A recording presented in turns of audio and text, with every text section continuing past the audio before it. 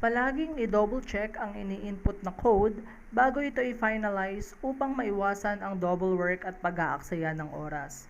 Tulad ng halimbawang ito, ang canvas bag na China ay 120 ang price sa master price list kung 30 to 99 pieces. Samantalang ang naka-input sa ating SOS transaction, ibinigay ito ng 85 pesos for 30 pieces. Kaya kung hindi sigurado sa code, maaaring magtanong sa co or subco or warehouse. Kapag ang item ay ibinigay ng mas mababa sa master price list ang presyo, kailangan itong ipasok sa BIF.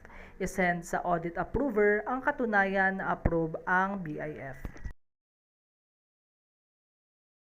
Kapag napansin na walang presyo sa system ang item, huwag na itong i-finalize. Ang gawin, tawagan ng co-or or audit upang lagyan ng price sa system ang item code.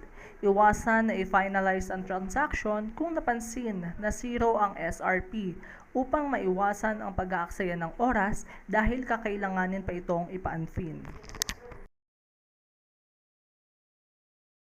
Iwasan na ipasok ang discount sa line discount kung ang transaction ay mayroong existing promo code. Ugaliin na magbase sa promo code listing report upang malaman ang mga active promo codes. Itawag sa audit department ang lahat ng approved at ongoing promo sa store upang magawan ito ng promo code sa system.